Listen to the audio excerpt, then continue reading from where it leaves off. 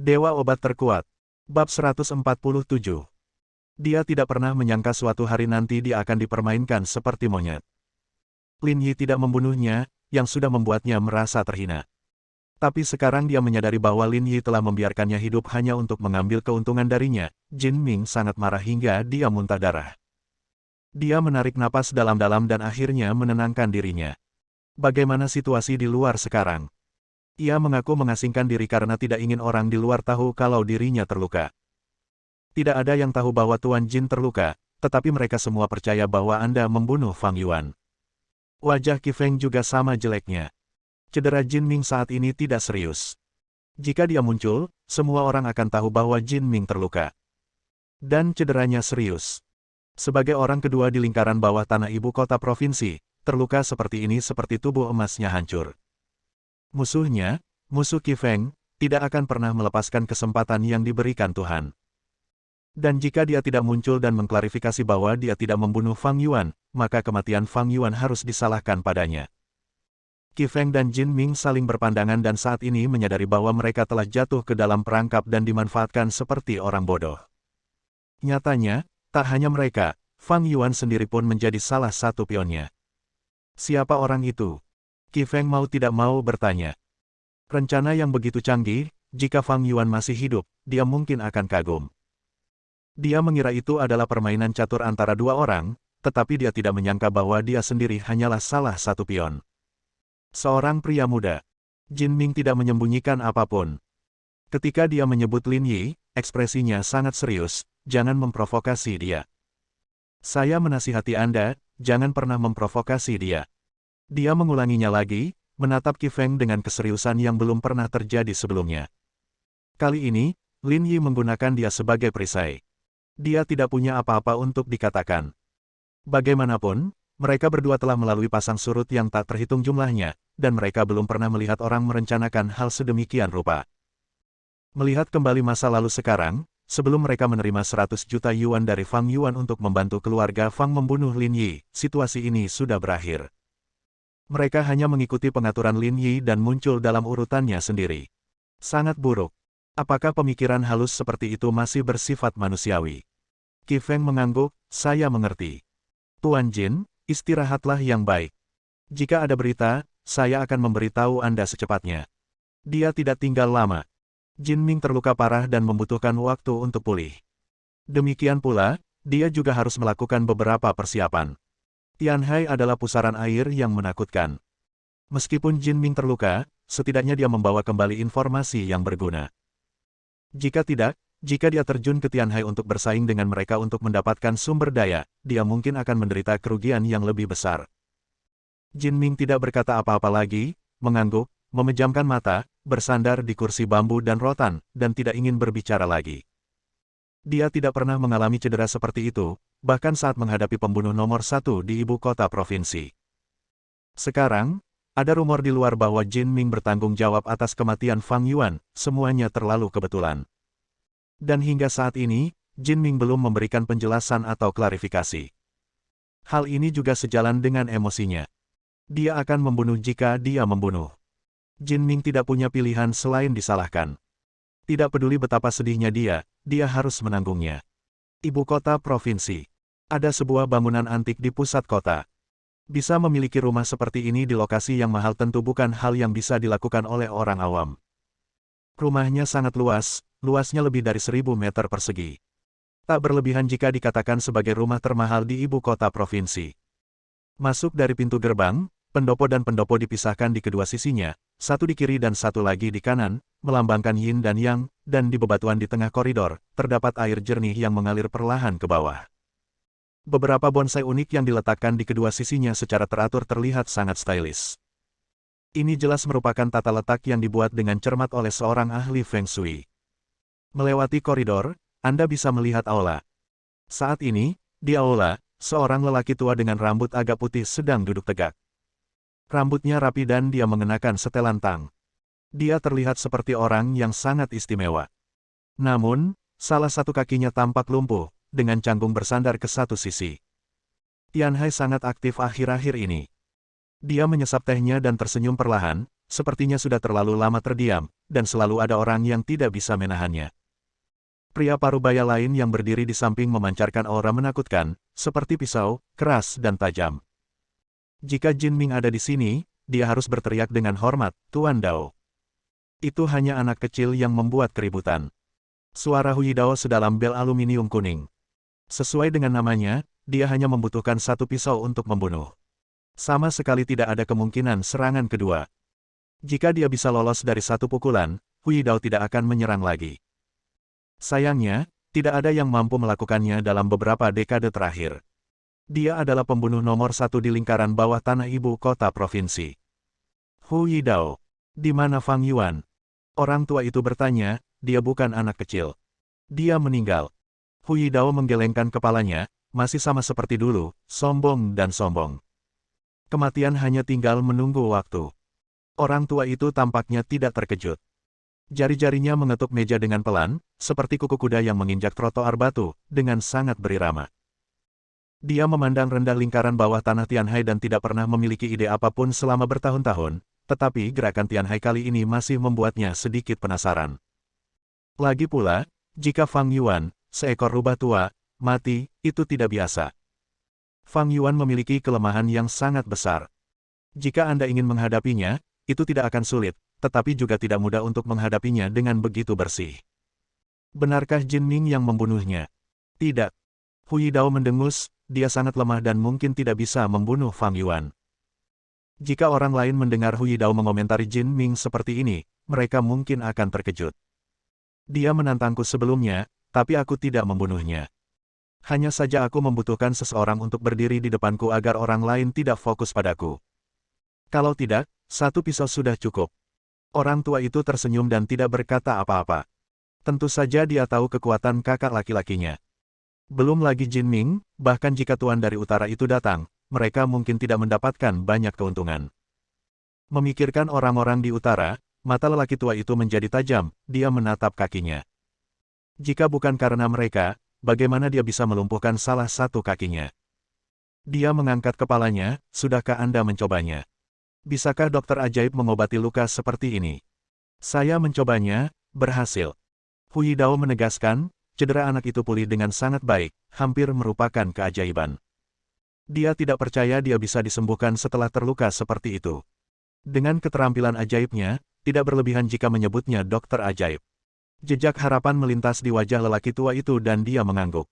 Itu bagus, itu bagus. Ayo cari kesempatan untuk mengundang orang itu ke rumah kita.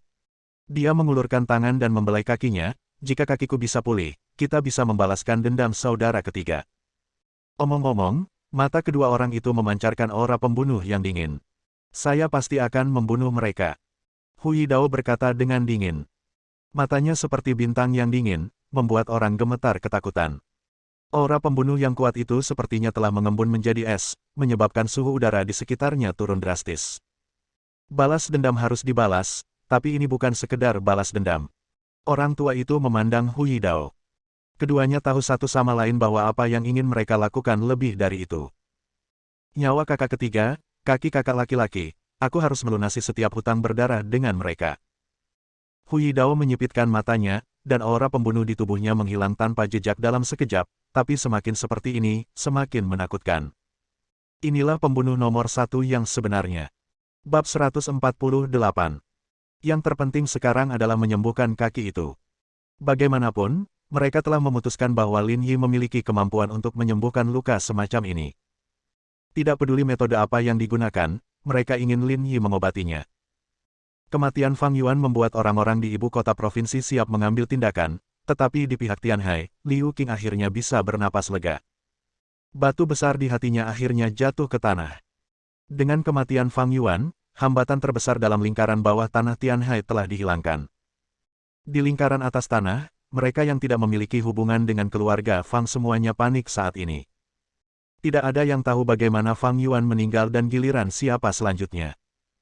Lagi pula, bahkan orang besar seperti Fang Yuan sudah mati, siapa lagi yang bisa bertahan? Badai di langit dan laut berhenti tiba-tiba saat Fang Yuan meninggal. Tentu saja, ini hanya sementara. Lin Yi mengetahuinya, Yang Rong mengetahuinya, dan Liu Qing juga mengetahuinya. Tetapi meskipun itu hanya sementara, itu sudah cukup bagi Liu Qing untuk menarik napas. Pada saat yang sama, Liu Feng dan Qi Yun tidak bisa bertahan lebih lama lagi. Mereka berdua tidak memejamkan mata selama berhari-hari, dan tidak bisa tidur sama sekali. Setiap kali menutup mata, mereka merasa seperti ada yang memegang pisau di leher mereka. Mereka benar-benar akan runtuh. Kematian Fang Yuan berdampak besar pada mereka. Sekarang di seluruh lingkaran bawah tanah Tianhai, selain mereka berdua, siapa lagi yang ada di sana? Mereka semua dibunuh oleh Yang Rong. Bahkan jika Fang Yuan sudah mati, siapa lagi yang bisa menghentikan Yang Rong? Lingkaran bawah tanah Tianhai ini sudah menjadi milik Yang Rong. Jika mereka tidak melarikan diri, mereka mungkin akan mati. Tapi untuk melarikan diri, kemana aku bisa melarikan diri? Kedua orang itu mengambil keputusan dan menyerah secara sukarela. Ketika dia menerima berita itu, Liu Qing tertegun dan sedikit terkejut. Dia tidak menyangka bahwa dua orang terakhir datang sendiri tanpa menunggu dia mengambil tindakan. Di aula, dua orang duduk di sana, wajah mereka pucat, tetapi mata mereka merah. Terlihat jelas bahwa mereka tidak tidur selama beberapa hari dan hampir pingsan. Kami tidak melihat siapapun, hanya Liu Qing. Suara Liu Feng serak. Kami hanya berbicara dengan Liu Qing. Tangan Qi Yun yang memegang gelas air masih sedikit gemetar, dan ada tanda-tanda tampilan bos besar di lingkaran bawah tanah. Apakah keduanya masih menjadi orang yang sombong dan sombong seperti sebelumnya? Kalian berdua datang ke tempatku, apakah kalian sudah berpikir jernih? Liu Qing keluar dan melihat dua orang duduk di sana, melangkah maju dan berkata langsung. Dia langsung ke intinya, sejujurnya, bukti yang saya miliki masih kurang. Apakah Anda yakin tidak akan bermain-main dengan saya untuk sementara waktu? Liu Feng menatap Liu Qing dan menggelengkan kepalanya. Kami menyerah. Dia menarik napas dalam-dalam dan berkata, jika buktinya tidak cukup, saya bisa memberikannya. Kami hanya punya satu permintaan. Menjelaskan. Kata Liu Qing. Kami ingin menyelamatkan satu nyawa. Artinya mereka boleh menyerah, mengakui petunjuk dan bukti kejahatannya, dan memasukkan diri mereka ke penjara, tetapi mereka dibatasi pada hukuman penjara jangka waktu tertentu dan harus meninggalkan jalan keluar bagi diri mereka sendiri. Jika Anda tetap berada di luar sekarang, kemungkinan kematian Anda terlalu tinggi, dan Anda akan mati dengan mengenaskan. Terutama ketakutan dan penderitaan menjelang kematian yang hampir menyiksa orang sampai mati. Dibandingkan dengan ini, mereka lebih memilih tetap di penjara. Setidaknya mereka sudah siap. Ketika mereka dibebaskan setelah lebih dari 10 tahun, mereka akan memiliki kesempatan untuk kembali. Kedua orang itu mengajukan syarat dan memandang Liu Qing setelah berbicara. Di masa lalu, Liu Qing mungkin setuju. Baginya, ini adalah situasi yang saling menguntungkan, tidak akan mudah baginya untuk sepenuhnya menangkap kedua orang ini melalui penyelidikannya sendiri. Tidak mungkin untuk menghitung berapa banyak waktu yang dibutuhkan dan berapa banyak tenaga kerja, material dan sumber daya keuangan yang diperlukan. Mereka menyerahkan diri dan memberikan petunjuk dan bukti yang cukup. Ini memang cara terbaik. Tapi sekarang, Liu Qing tersenyum dan menggelengkan kepalanya. Apa artinya? Ekspresi Liu Feng berubah. Dia tidak menyangka Liu Qing akan menolak. Sejujurnya, saya berharap lingkaran bawah tanah di Tianhai bersih. Liu Feng dan Qi Yun segera mengerti maksud kata-kata Liu Qing. Yang dia harapkan adalah semua bos besar di lingkaran bawah tanah Tianhai mati. Itu akan menjadi akhir terbaik. Ekspresi kedua orang itu tiba-tiba menjadi ganas. Mereka tidak menyangka Liu Qing akan menolak, begitu sederhana dan rapi, tanpa memberikan kesempatan untuk berdiskusi. Kalian berdua, aku hanya punya air matang di sini, dan aku bahkan tidak punya teh yang enak, jadi aku tidak akan menghibur kalian berdua. Liu Qing tersenyum dan berkata, kita masih memiliki kesempatan untuk bertemu, tapi kalian pasti tidak akan suka seperti itu. Setelah mengatakan itu, dia berbalik dan pergi, tidak memperhatikannya. Liu Feng dan Qi Yun tercengang. Mereka tidak berharap untuk menang. Dia mengirimkannya ke pintunya, tetapi Liu Qing tidak menginginkannya. Tim Liu. Qi Yun tidak dapat menahannya lagi dan segera berdiri, memanggil Liu Qing, apakah kita harus bertarung sampai mati? Saya tidak tahu apakah ikannya akan mati, tapi jaringnya pasti tidak akan putus. Liu Qing melambaikan tangannya bahkan tanpa menoleh. Kuharap kalian berdua bisa menjaga dirimu sendiri. Melihat sosok Liu Qing menghilang, keduanya memiliki wajah tanpa ekspresi. Ini berarti bahkan jalan terakhir mereka pun terputus. Mereka semua menerima metode yang memalukan itu, tapi Liu Qing menolak. Kedua orang itu segera pergi tanpa berkata apapun dan kembali ke rumah untuk melakukan persiapan terakhir. Mereka berdua membuat keputusan yang sama untuk terbang. Sekalipun mereka menyerahkan properti itu, mereka tidak akan ragu-ragu. Bagaimanapun, uang yang mereka peroleh selama bertahun-tahun ini cukup untuk mereka jalani seumur hidup. Mereka tidak percaya Yang Rong akan mengejar mereka sampai ke ujung bumi dan membunuh mereka. Apakah kamu benar-benar akan pergi? Keluarga kita memiliki begitu banyak harta, mengapa kamu tidak menyerahkannya saja jika kamu mengatakan tidak menginginkannya? Berapa nilainya? Bagaimana mungkin kamu tidak menginginkannya lagi? Kami adalah tokoh bergengsi di Tianhai. Jika kami meninggalkan Tianhai, kami tidak akan menjadi apa-apa. Apa yang kamu takutkan? Bukankah orang lain dulu takut padamu? Ketika Liu Feng kembali ke rumah, pikiran wanita itu tidak pernah berhenti di telinganya. Dia sangat kesal sehingga dia membalikkan tangannya dan menamparnya dengan keras. Bentak. Diam. Dia meraung marah, matanya melebar, jika kamu ingin mengikuti, ikuti saja. Jika tidak, keluar dari sini. Wanita itu menutupi wajahnya dan menangis. Liu Feng tidak mempedulikannya sama sekali dan memasukkan semua emas, perak, perhiasan, uang tunai, dan kartu bank di rumah ke dalam koper, tetapi tetap tidak dapat diisi. Di mana kunci brankasku? Dia menoleh ke arah wanita yang tidak berani menyembunyikannya dan menunjuk ke laci di samping tempat tidur. Liu Feng segera berlari dan membuka laci, tetapi tiba-tiba tetap di tempatnya. Seluruh tubuhnya seperti tersambar petir, dan dia langsung menjadi tidak responsif. Dia berlutut di tanah dengan satu lutut, seperti patung kayu. Di sebelah kuncinya, ada peluru. Wajah Liu Feng langsung memucat. Dia mengangkat kepalanya dengan panik dan melihat sekeliling. Dia tidak melihat apapun kecuali wanitanya, tapi sepertinya ada sepasang mata yang menatapnya dalam kegelapan. Kapan saja, peluru akan ditembakkan dan menembus kepalanya. Bersambung.